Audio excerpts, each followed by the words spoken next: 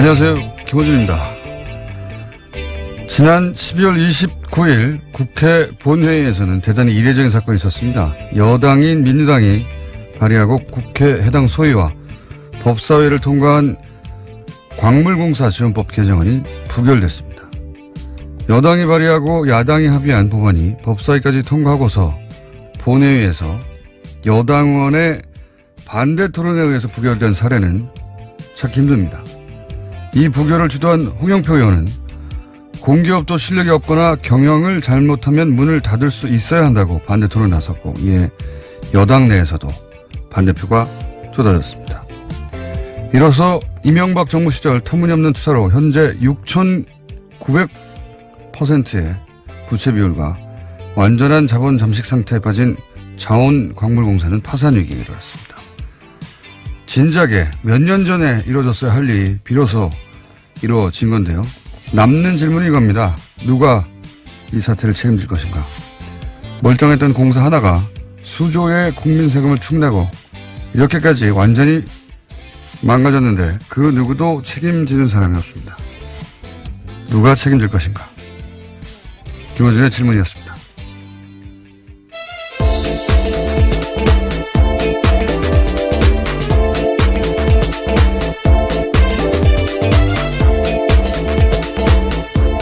시사인의 김은지입니다. 네.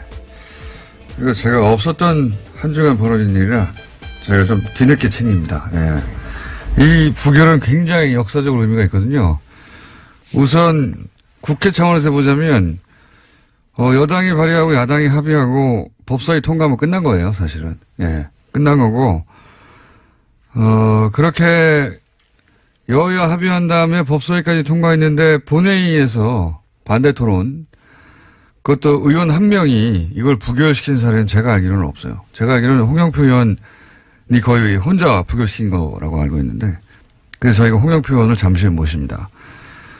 두 번째로 또 대한민국 그 역사 전체로 보더라도 중앙의 공기업이 파산한 건 처음입니다. 파산 지경에 이르는 거, 파산하게 된다면. 지방의 무슨 도시공사나 이런 것이 파산 위기에 처했던 것이 몇 번 있었어요. 뭐 인천도시공사, 뭐 용인도시공사. 근데 중앙 공기업이 파산하면 이건 건국 이래 최초가 되는 거예요. 중앙 공기업은 망할 수가 없거든요. 자원외교 탓이라는 이야기가 파다하고 있죠. 파다 100%죠, 100%. 자원외교. 네, 이 코너에서도 한번 알려드린 바가 있는데요. 네. 중앙 공기업은 망할 수가 없어요. 왜냐면은 정부가 보증을 쓰거든요. 네. 대한민국이 망하지 않는 한 중앙 공기업은 망하지 않는 겁니다. 그래서 뭐 회사채 발행해도 초우량 등급으로 그 회사가 일을 잘하는 못하는 떠나가지고 정부가 보증하니까요. 돈을 못 받을 리가 없는 거죠. 예. 그런데 이 자원광물공사는 이명박 정부 시절의 투자로 저희가 홍영표 의원과 좀 다뤄보겠지만, 완전히 6,900% 부채 비율 들어보셨어요? 이게 세계 신기록이에요. 제가 이런 이어풀이 빠져버렸네요. 너무 놀라신 것 같은데요. 6,900%가 세계 신기록이라고 제가 자신하는 이유는 뭐냐면 6,900% 부채 비율로 살아남을 수 있는 사기업이 없거든요. 네, 그 전에 진작에 망하거든요. 그러니까 저는 세계 신기록이라고 봅니다. 그동안 계속 세금으로 막아주고 있었던 거죠. 예. 공기업이니까 망하게 할 수 없으니까 정부가 계속 돈을 대주었던 거예요. 그 돈으로 몇 조 까먹고 계속 또 달라고. 지금까지도 충분히 많이 했습니다. 또 달라고 한 거거든요, 이번에 1조를. 그거를 홍영표 의원이 막은 겁니다. 예. 이게 제대로 그 의미가, 조명이 안 되고 있어서 제가 오늘 직접 모시고 큰일 하셨다고, 예. 말씀도 드리고, 왜 그렇게 반대 토론을 했는지 직접 들어볼 생각입니다. 예. 이명박 정부 시절에 투자한 자원이 이것 때문이에요. 예. 거기 예를 들어서 뭐 볼레와 안바톱이 이런 대표적인 사업 두 가지만 들여다봐도 야 이게 사기다 이거는. 예. 투자 실패가 아니다. 그런 생각이 듭니다. 자, 첫 번째 뉴스는 뭡니까? 네, 어제도 잠깐 전해드린 바가 있는데요. 검찰이 박근혜 전 대통령의 국정원에서 상납받은 특수활동비가 36억 5천만 원이라고 밝혔습니다. 지금까지 수사를 바탕으로 검찰은 어제 박근혜 전 대통령을 추가 기소했는데요.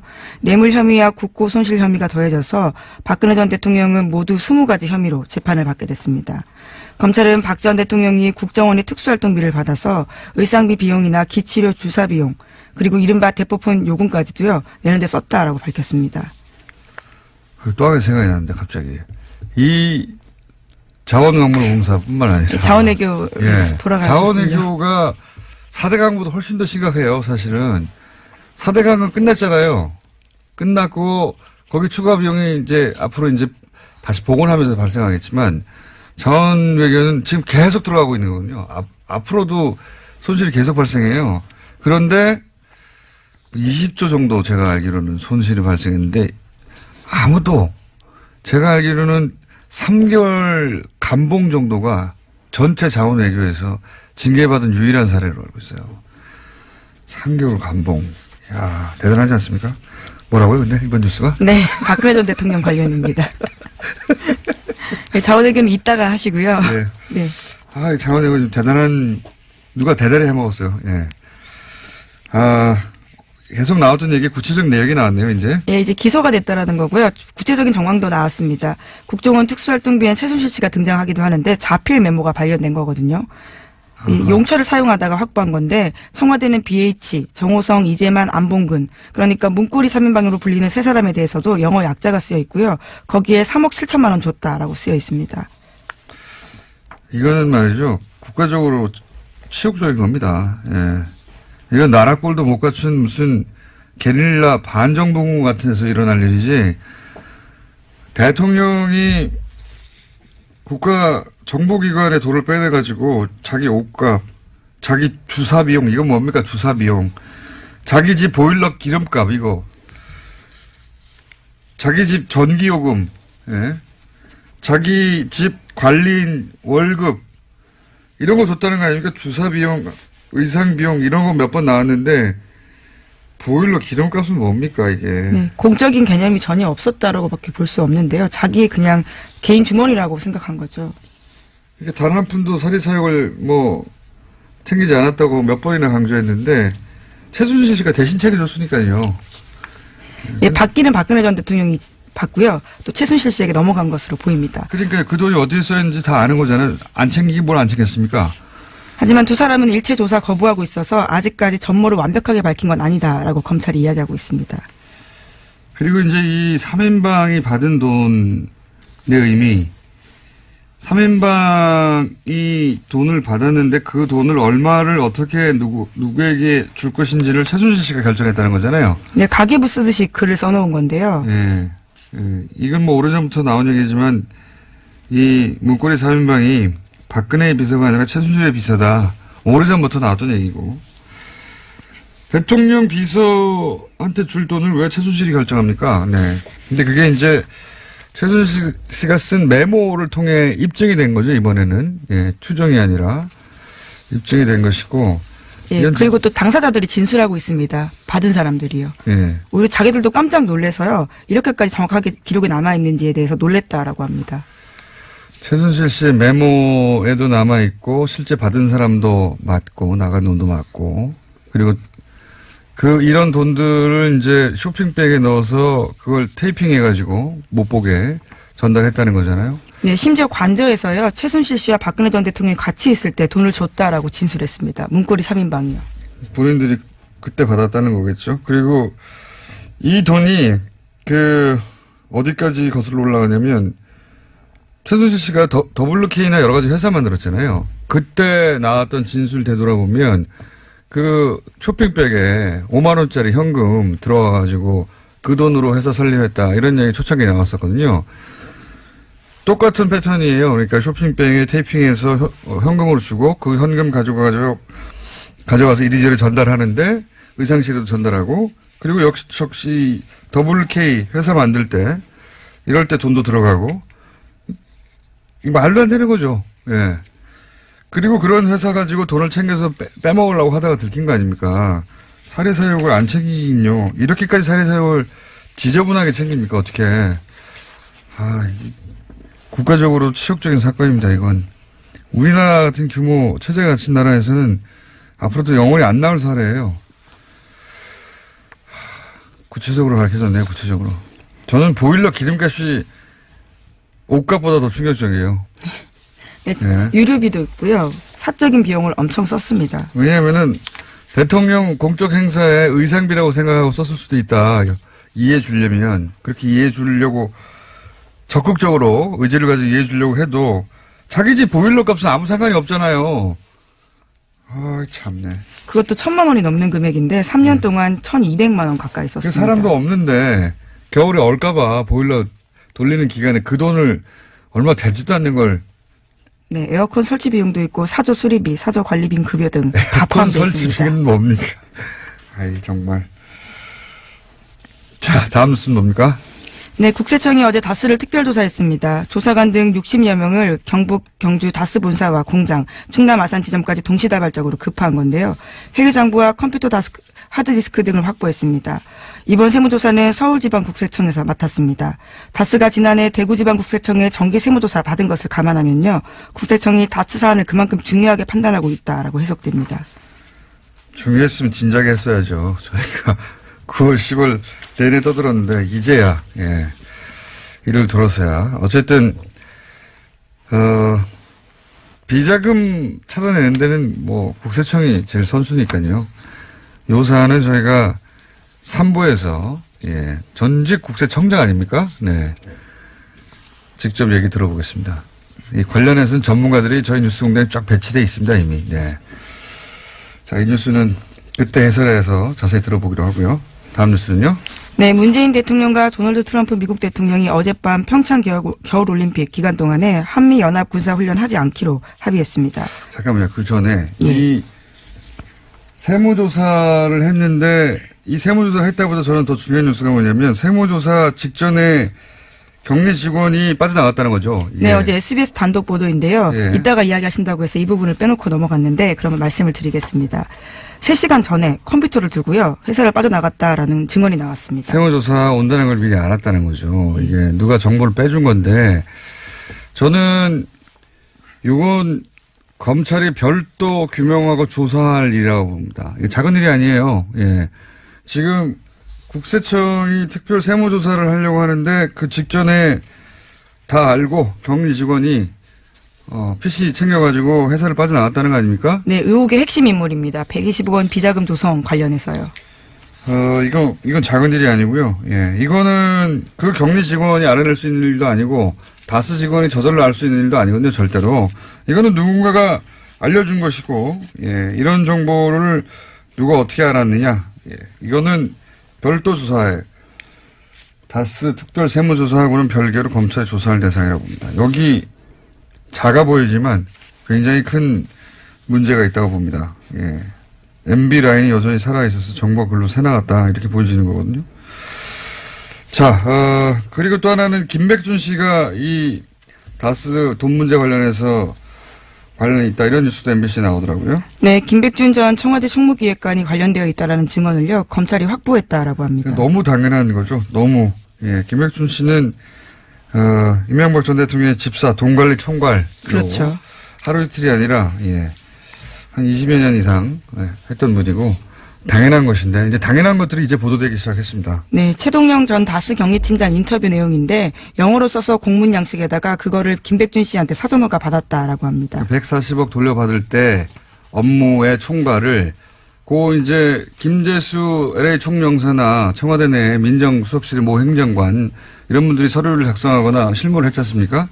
근데 그게 이제 김백준 씨라고는 당시 청와대 총무기획관, 청와대 살림을 총괄하는 사람이죠. 이분이 총지했다 하는 이야기가 처음 나온 겁니다. 네, 이에 대해서 해명을 들으려고 여러 차례 연락을 했는데 답변을 듣지 못했다라고 MBC가 밝히고 있습니다. 김백준 씨는 알고 있죠. 다스가 누구 것인지 정확하게 알 수밖에 없는 분입니다. 이제는 많은 분들이 알 것 같긴 한데요. 네. 하지만 아직은 말을 못 하잖아요. 네. 다스는 누구 겁니까? 성명불상이라고들 말하잖아요. 공식적으로는. 자, 이 뉴스 때문에 문재인 대통령이 도널드 트럼프 대통령하고 통화한 게 밀렸네요. 예. 네. 무슨 통화했답니까? 네. 평창 올림픽 기간 동안에 연합 군사훈련 하지 않겠다라는 건데요. 이와 관련해서 평창 올림픽이 안전하고 성공적으로 개최되도록 최선을 다하기로 합의했다라고 합니다. 이번 통화는 트럼프 대통령의 제안으로 이뤄졌다고 합니다. 그렇군요. 문재인 대통령이 트럼프 대통령을 잘 다뤄요, 보면.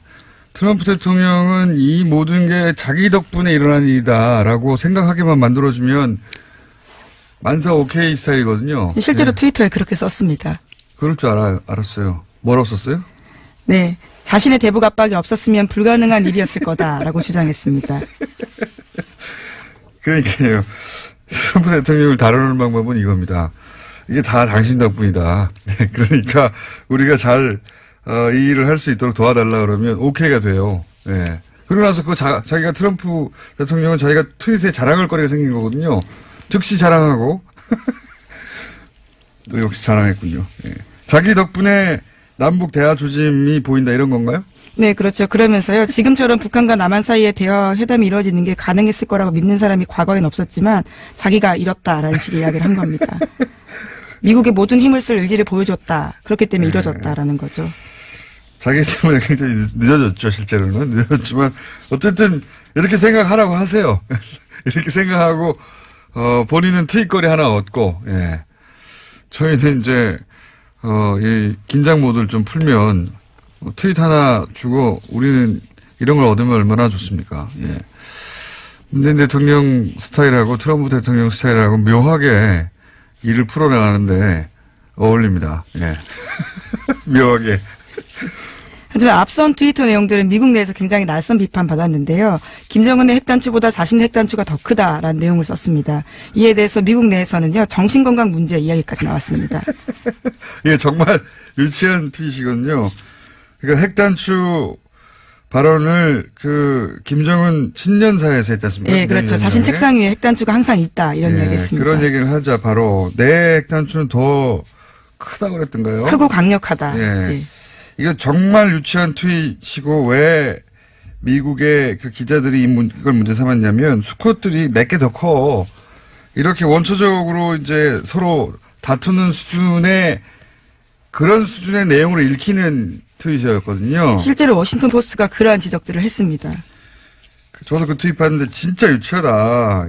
짝이 없다 생각했었는데 이제 이걸 가지고 기자들이 문제 삼은 거죠. 이 정도 되면 트럼프 대통령 정신건강을 걱정해야 되는 수준 아니냐라고 기자들이 백악관 가서 정례 브리핑 때 물어본 겁니다. 질문을 한 거예요. 정신건강 걱정해야 하는 거 아니냐고. 이게 말이 되냐고. 정신건강 얘기는 저희가 오랫동안 해왔지 않습니까? 예, 앞서가는 뉴스공장. 정신건강 이야기가 나온 거예요. 실제. 제가 알기로는 그리고 트럼프 정신건강에 대한 전문가들의 서적이 나왔잖아요. 그 서적을 편집한, 갑자기 생각이 안 나는 이름이. 성이 린데, 예. 그분, 한국계입니다. 그분이 민주당 의원들하고 만나가지고 최근에 트럼프의 정신건강에 대해서 논의를 했대요. 예. 트럼프에게 핵단추를 만개도 되느냐, 정신건강이 어떠냐, 스트레스 지수가 어떻게, 뭐 이런 얘기를 했다고 저는 알고 있습니다. 예. 정신건강을 정말 걱정하는 거죠. 네, 그런데 대통령이 이야기한 자신의 책상 위에 핵버튼이 있다라는 이야기도 가짜뉴스라고 하는데요. CNN 등 미국 언론들의 이야기에 따르면 비유적인 표현이다라고 합니다. 실제로는 가방이 있다라는 거죠. 이거야 영화에 보면 나오잖아요. 가방에 들고 다니는 거. 비유적인 표현이고 가짜뉴스라기보단. 예, 빨간 버튼은 콜라 부를 때나 누르는 거라고 합니다. 콜라 우출용이라고요. 미국의 다수의 언론들이 전하고 있습니다. 그래서 백악관 책상에 빨간 버튼이 있긴 있습니다. 그걸 누르면 콜라가 온다는 거예요? 예, 직원들이 콜라 들고 왔다라면서요. 작년 언론과 인터뷰 도중에도 그러한 바가 있다고 합니다. 네. 미국 언론들도 트럼프를 대통령으로 쓰다 보니까 뉴스의 수준들이 그렇게 되어가네요. 어쨌든 트럼프 대통령으로부터 어쨌든 그 군사훈련을 연기하는 것에 대해서 100% 지지한다는 발언을 끌어냈으니까 보수 진영에서 어떻게 합니까? 이것도 큰일 났네요. 공격거리가 사라져가지고. 자, 시간이 다 됐네요. 네. 오늘 좀 두서없이 진행됐습니다. 제가 자원외교에 너무 꽂혀 계셔서요. 그죠. 오래전부터 관심이 있었던 사안이거든요. 그리고 영화도 만들었잖아요. 예, 실제로 홍 의원은 배우이기도 하다고 들었습니다. 그분은 홍익표 의원이고요. 죄송합니다. 예. 영화 저수지 게임에 나왔던. 예. 그리고 오늘 나오실 분은 홍영표 의원으로서, 홍영표 의원은 자원외교 관한, 국회 최고 전문가 중에 한 분입니다. 몇 년 전부터 독학하시어서 깨우친 바가 큰데, 자, 그 내용은 저희가 잠시 후에 듣겠습니다. 오늘 여기까지 하겠습니다. 네, 시사인 김은지였습니다. 감사합니다. 네.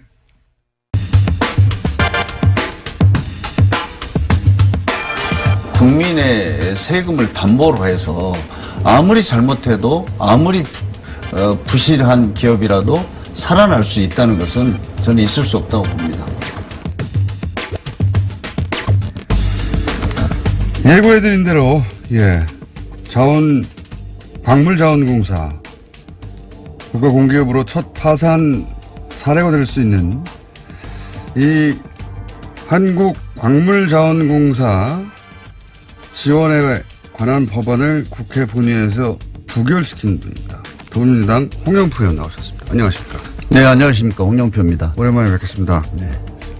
아니 어떻게 이렇게 부결을 시켜버리셨습니까? 제가 알기로는 전조도 없이 본회의에서 다 여야가 합의해서 법사위까지 통과해서 올라온 법안을 혼자 반대 토론해가지고 부결시킨 사례가 있습니까? 사실 20대 국회에서 처음이고요. 네. 저도 그날 깜짝 놀랐습니다. 저는 사실 이 법안이 올라온 것을 사전에 몰랐다가 그러셨군요. 법안이 이제 25번째 법안이었는데 제가 한 10번째, 한 10분 전쯤에 알았습니다. 그러셨군요. 그래서 이게 어떻게 된 건가 이제 하다가 저는 뭐 부결될 것까지는 생각을 못 했고 왜냐하면 본회의에 올라온 안건이 부결되는 건 거의 없습니다. 그래서 그렇죠. 예. 이거는 다 통과될 걸 존재하고 오는 건데. 기록이라도 좀 남겨야 되겠다. 이거는 안 된다 해서 제가 반대 토론을 신청했는데 뭐 동료 의원들이 44명이 찬성하고 102명이 반대. 그러니까 기권이 51 이렇게 해서 의원님이 그때 반대 토론하지 않았으면 통과됐을 거예요. 그렇죠. 네. 당연히. 네네. 의원님 반대 토론을 듣고 사람들이 마음을 바꾼 겁니다. 현장에서. 그렇습니다. 네. 그래서 굉장히 저는 역사적 의미가 깊다고 생각하는 것이 그런 국회 차원에서도 그런 일이 거의 드물고 처음 있는 일이라고 하고 있는데 그렇게 해서 이제 국가공기업도 일을 잘못하고 손해를 끼치고 하면 망할 수 있다는 첫 번째 사례를 보여줄 수도 있게 된 거 아닙니까? 그렇습니다. 예. 네. 굉장히 의미 있는 일인데, 이거 이름을 누군가 외쳐주지 않더라고요. 제가 그래서 모시고 이름을 외쳐드리려고 모셨는데, 자, 그러면 왜 그랬느냐, 의원님 한 4년 가까이 되셨죠? 혼자서 이걸 파신 지가. 네, 그렇습니다. 네. 처음에 왜 이걸 파시기 시작하셨습니까? 소위 자원 쪽을.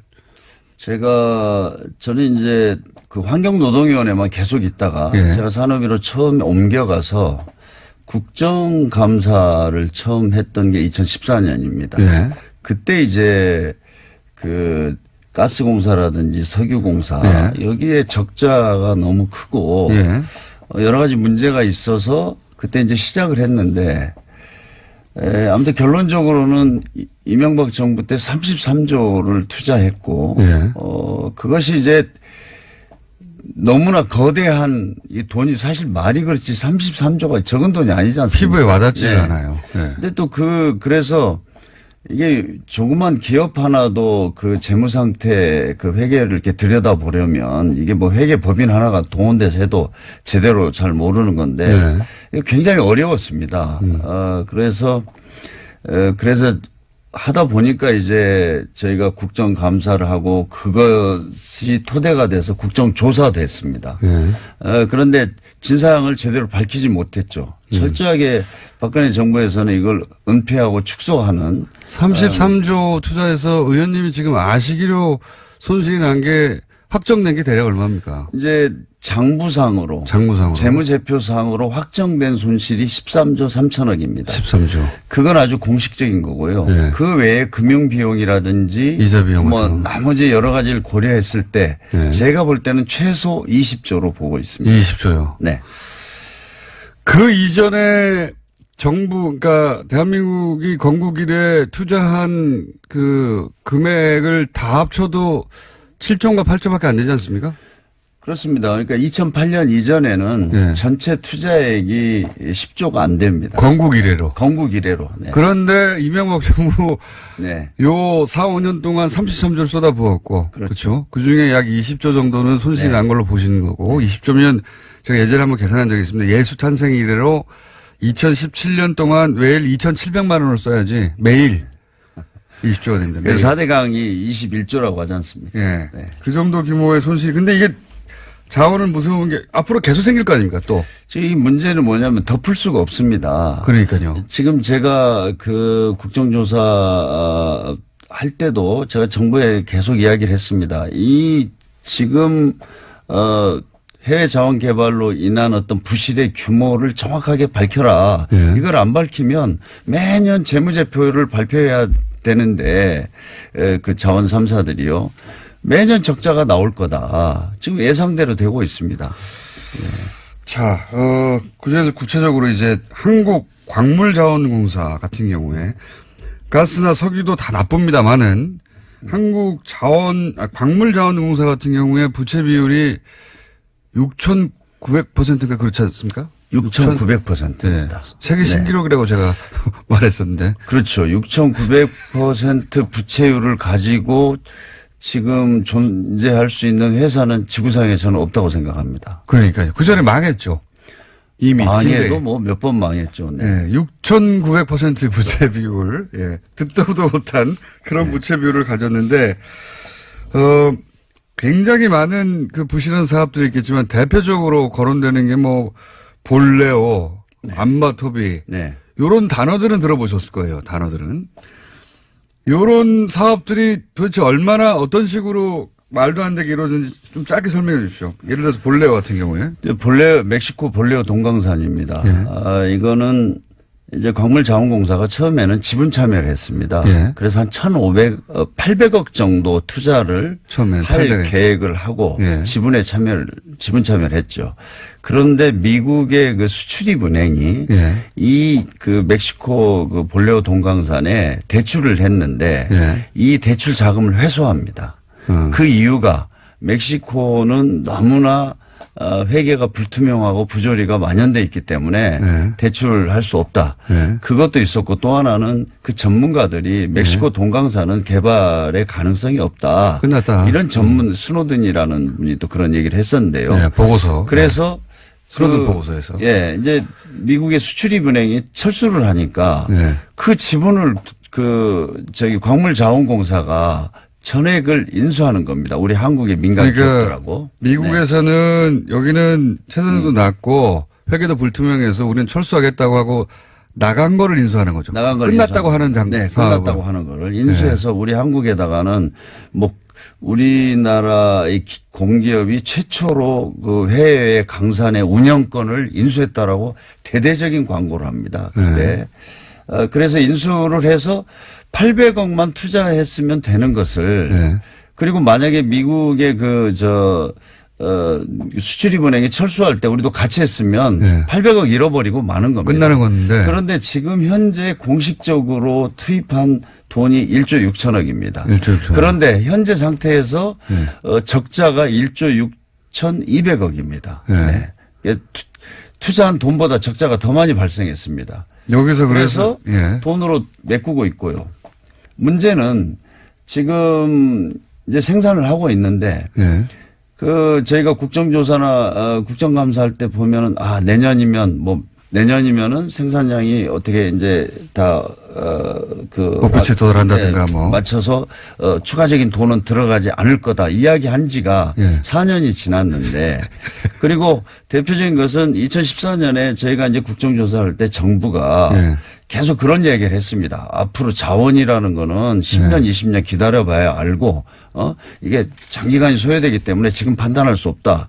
그러면서 자기네들이 당시에 윤상직 그 장관인데요. 자기가 미국 공인 회계사라 그러면서 자, 이 회사는 여기는 좀 기다리면 돈을 벌 거라 그래서 그때 예측한 게 있습니다. 그런데 그랬는데 그 예측한 거에 대비하면 2014년부터 16년까지 한 적자가 500억 정도만 나야 되거든요. 근데 적자가 한 800억이 더 났습니다. 문제는 더 중요한 것은 광물 가격이 그 사이에 엄청나게 올랐습니다. 한 30, 40% 올랐어요. 올랐는데도 적자는 더 커졌어요. 그래서 지금 볼레오 강사는 지금 보면은 저는 안 된다고 봅니다. 안 된다고 보는데 광물자원공사는 아직까지도 저는 이것이 지금 광물자원공사의 문제라고 봅니다. 기다리면 된다. 이렇게 이야기를 하고 있는데. 그거밖에 없는 거죠. 그 말밖에 할 게. 매년 지금 추가적으로 우리 국민의 세금들을 멕시코 동강산에다 갖다 지금 집어넣고 있습니다. 안바토비는 어떻습니까?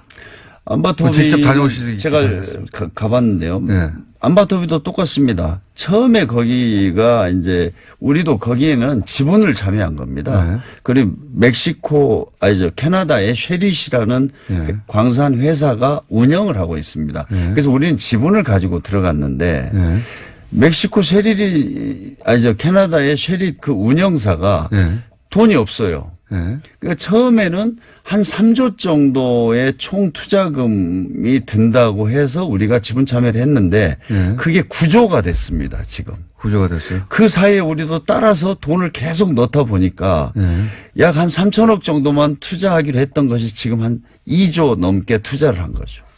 그러면서도 지금 한 푼도 못 건지고 오히려 자, 우리 그 캐나다의 쉐리사가 참 우리 운영 자금이 없어. 돈 내놔. 안 되면 우리 파산할 거야. 이러니까 지금 매년 거기다가 돈을 갖다 집어넣고 있는 겁니다. 이게 패턴이 보면은 비슷합니다. 그죠? 네. 패턴이 비슷해요.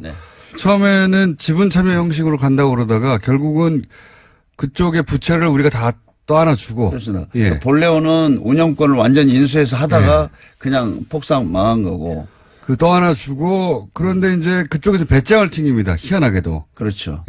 그쪽 회사에서 돈 더 안 넣으면 우리 망한다. 계속 그 얘기하면 우리 계속 돈을 넣어줘요. 그렇죠. 이런 패턴을, 한 곳이 아니라 여러 곳에서 계속 유지합니다. 그리고 그런 회사들은 대부분 희한하게도 캐나다에 근거를 둔 회사입니다. 그렇지 않습니까? 그렇습니다. 그 캐나다의 거기는 쉐릿이라는 회사죠. 마다가스카르 안바토비. 근데 아무튼 뭐 이 자금 집행 과정 이런 것들이 정말 불투명한 게 그 자원 개발 전체적으로 너무나 많습니다. 석유공사 캐나다 얘기하니까 또 저희가 생각나는 것이 이번엔 석유공사 얘기인데 하베스트 같은 경우도 거기도 캐나다에 베이스를 둔 마이크를 좀 입 앞으로 대주십시오. 너무 볼적으로 대주셔가지고 캐나다 얘기가 나와서 제가 다시 한번 말씀드리는데 이제 다른 왜냐하면 석유공사도 마찬가지고 석유공사는 더 많이 잃었거든요. 석유공사는 광물자원공사는 현재까지는 한 3조 2천억 적자로 돼 있습니다. 9조입니다. 9조. 석유공사는 규모가 크니까 등치가 크고 거기에 하베스트 건 같은 경우는 또 얼마나 황당한지 좀 말씀해 주십시오. 그 하베스트 건은 대표적으로 한 2조가 들어갔는데 저희가 300억에 매각을 했죠. 2조를 투자해서 300억에 매각을 했습니다. 2조를 투자해서 300억에 거기 그래서 그게 이제 하베스트가 가장 큰 문제가 되는 것은 이게 최경환 지금 그 장관이 이제 저지른 일로 저희들은 보고 있고 거기에는 또 메릴 린치라는 브로커 여기와도 또 관련이 있고 이게 또 캐나다에서 일어난 일 아닙니까? 이 메릴 린치 브로커 부분을 좀 설명해 주셔야 할 것이 왜냐하면 지금 의원님은 너무나 많은 사실을 이 머릿속에 넣고 계시니까 뒤죽박죽으로 나오기도 합니다만 일반인들은 모르거든요. 그러니까 네. 요 캐나다의 하베스트라고 하는 그 석유 정유회사입니다. 석유 뭐라고 그러니까 그러니까 두 가지입니다. 우리가 하베스트하고 날이 있지 않습니까? 그죠? 그렇죠. 그러니까 네. 날은 정유 공장이고 정유 공장이고 그다음 석유가 매장되어 있는 그 석유 이제 시추할 수 있는 네. 그 이제 업스트림과 다운스트림 이렇게 이야기를 합니다. 네. 그런데 원래는 이제 석유 매장돼 있는 것을 그 광산을 산 거죠. 예. 네. 그것만 사기로 했습니다. 예. 그거를 사려고 이제 석유공사 한 2달 동안 협상을 했고 그 협상이 이루어져서 그 당시에 강영원 사장이라는 사람이 2009년 10월 14일 날 현지에 내립니다. 사인하러. 예. 내렸더니 거기서 갑자기 날이라는 정유 공장을 끼워 팔겠다고 해요. 그러니까 우리가 산다고 말하지도 않았고 관심도 없었고. 관심도 없었죠. 전혀 한번 현장에 가보지도 않은 거를. 실사도 해본 적도 없는 날이라고 하는 정유회사까지. 네. 그래서 이거는 뭐 국정감사나 국정조사 과정에서 그 직접 증언이 있었으니까요. 그래서 그 사장이 내려서 그 얘기를 들으니까 기가 막히지 않습니까? 네. 나는 더구나 1조짜리. 네. 그 석유 매장돼 있는 그 광산을 산다 그랬는데 그건 아니고 갑자기 고물딱지 그 날이라는 정유 공장을 끼워 팔겠다고 하니까 M&A 팀한테 철수해 네. 하고 이분이 비행기를 타고 2월 16일 한국에 다시 도착합니다. 네. 필요 없다고. 네, 필요 없다고.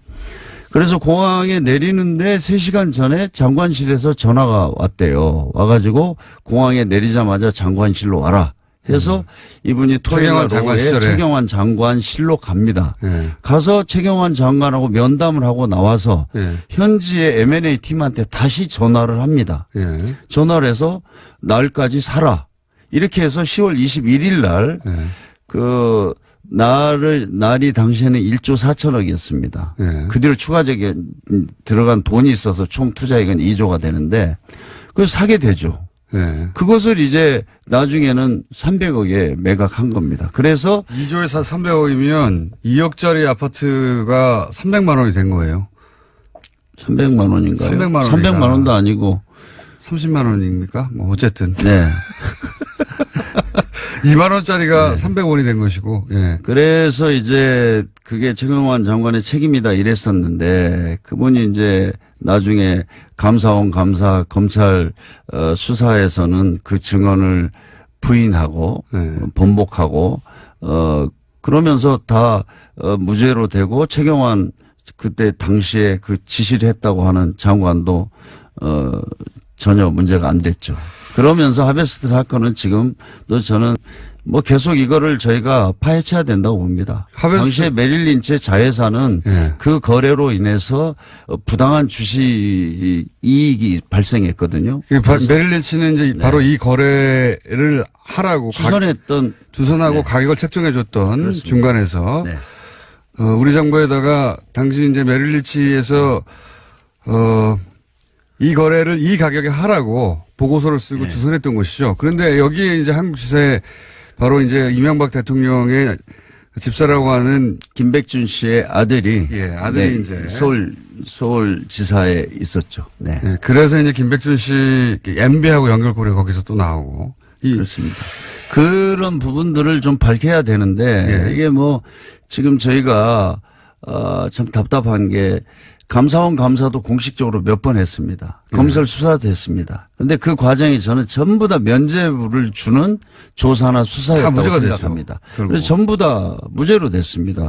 그러니까 뭐 이제 지금 이제 이런 자료들을 다시 들춰서 봐야 된다고 봅니다. 그래서 이 지금 해외 자원개발 과정에서의 어떤 불투명한 그 자금의 집행이라든가 송금 이게 너무나 많습니다. 그래서 뭐 이라크 쿠르드 지역에다가도 우리가 할 때 보면은 자금을 이름도 없는 어디 은행에다가 송금하고 이게 쿠르드 정부로 갔는지 안 갔는지도 모르고 이런 것들이 너무나 많습니다. 그건 좀 더 자세히 얘기하자면 인수위 시절에 그죠? 그렇죠. 대통령이 취임하기도 전에 인수위 시절부터 이미 시작된 거 아닙니까 이게? 그렇죠. 인수위 시절 때 쿠르드의 장관 하나 불러다가 해서 어마어마한 돈을 투자하죠. 그래서 그 돈이 이제 쿠르드 정부로 이제 자치정부로 보내는데 그래서 그걸 어디로 그걸 송금을 했냐 했더니 뭐 이름도 없는 조그만 어떤 은행으로 보내서 예.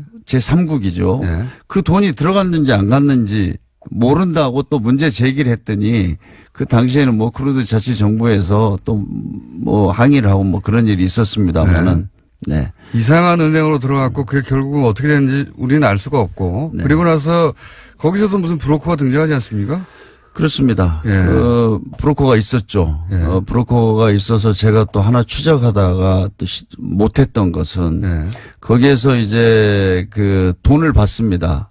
쿠르드 자치 정부 내에다가 병원을 짓는 예. 이제 병원 수주를 받아요. 한국의 회사가. 예. 회사 그러니까 한 400억 정도 됩니다. 지금 기억으로는 400억 정도가 되는데 제가 제보를 받았던 것은 그 돈 그러면 공사 대금이 나가야 되잖아요. 예. 이 돈이 안 나가는 거예요. 그래서 그 문제도 제가 제기를 했는데 그냥 요 말씀은 덮어졌죠. 이제 제가 좀 설명을 더 추가로 드리자면 그때 브로커가 있었고 네. 예. 그때 브로커가 크루드로부터 무슨 병원 짓는 계약을 수주하죠. 그렇죠. 예. 몇백억대. 네. 그러면은 요 몇백억대 돈이 지급이 돼야 되지 않습니까? 한국으로? 네. 예. 지급해야 되는데 송금이 됐죠. 예. 근데 실제 그 병원은 쿠드로가 직접 짓고 제가 이제 그때 국정조사차 거기를 두바이 갔더니 예. 가서 물어봤어요. 예. 저 거기 가보려고 했습니다. 그 현장을. 예. 그때 병원은 그 뭐 위험해서 못 간다. 그래서 거기 현장은 못 갔는데 병원은 지었다. 누가 지었냐. 그쪽에 주정부가 지었다는 거예요. 그러니까요. 그러니까 그리고 중간에 커미션이 사라진 거죠. 그리고 제가 제보 네. 받은 것은 그 회사가 그 쿠르드 정부로부터 받은 돈은 예. 계좌에 계속 있다는 거예요. 그 회사에 근무했던 사람이 저한테 제보를 해줬는데 뭐 그런 거를 참 밝히지 못해서 너무나 안타깝습니다. 그러니까 이제 요 말씀은 뭔가 건설로 퉁쳐가지고 커미션을 받아간 의심되는 정황인 거죠. 저는 예. 그렇게 추정을 했습니다. 예, 그렇게 추정될 수밖에 없는. 네. 예. 공사 대금으로 준다고 줘놓고 실제로는 네. 자기들이 짓고. 네. 근데 그 대금은 그러면 안 쓰이고 남는데 그럼 무슨 대가냐 이 돈이. 그게 이제 중간에 빼돌린 커미션이 아니겠는가. 그렇죠. 예, 그 회사에 그렇게. 근무했던 분이 뭐 저한테 제보를 했었습니다. 그런 의심되는 상황이고 그 외에도 이제 지금 말씀드린 김백준 씨의 아들이 메릴린치에 한국에서 근무하고 있을 당시에 이런 일들이 벌어졌거든요. 메릴린치에서 날 사라고, 예. 말씀하신 대로 2조에 사서, 300억에 팔았는데, 예. 이거 거래에 이뤄졌을 때 캐나다에서 그런 보도가 나왔어서 한국 사람 미쳤다고. 그렇죠. 예. 이거 왜 사냐고 그래. 네. 캐나다에서 이런 거 사주면 줘야 되는데 캐나다 뉴스에서 나왔어요. 한국 사람 미쳤다. 이걸 왜 사냐고. 네. 망해가는 회사였기 때문에. 그런 일도 있었고요. 아니 고철 덩어리 정유 공장이었죠. 예. 그래서 그 이후로 그걸 소위 이제 다시 공장을 가동하기 위해서 몇천억을 썼죠. 시장 가치가 1달러라고 그랬었어요. 네, 예. 그렇습니다. 왜냐하면은 거기 공장이 정상적으로 돌아가려면 몇천억을 써야 되니까, 예, 1달러라고 했는데 그걸 우리가 2조에 사가지고, 네. 1조 얼마에 사가지고 1조 4천억에 사서 예, 네. 2조까지 돈을 쏟아붓다가 하다 안 되니까 결국 300억이 팔았다. 뭐 300억도 지금 그것도 금융비용이 뭐 나중에 하나. 금융비용과 세금 뭐 이렇게 하면은 그 더 들어갔다고 하는데 그건 네. 제가 그 뒤로 확인을 못했습니다. 300원이 아니라 빵원이라는 얘기가 있습니다. 저도. 마이너스일 겁니다 아마. 네.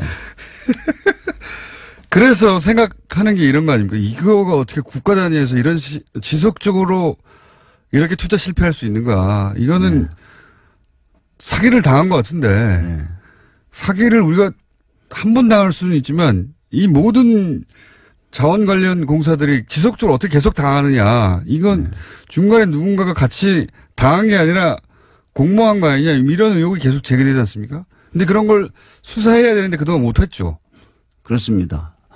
지금 제가 말씀드린 대로 그 당시에 이 정책을 세우고 집행했던 주요한 사람들은 뭐 다 단 한 명도 문제가 된 적이 없고요. 처벌받은 적이 없죠. 한 번도. 처벌받은 적이 없습니다. 그리고 저는 지금 제가 이번에 반대 토론을 했던 것은 지금 현재도 광물자원공사 석유공사가 지금 실체적인 진실을 스스로 밝히지 않습니다. 그것이 문제라고 생각합니다. 조사해야 됩니다. 오늘 여기까지 하고요. 네. 의원님 또 오실게요. 네.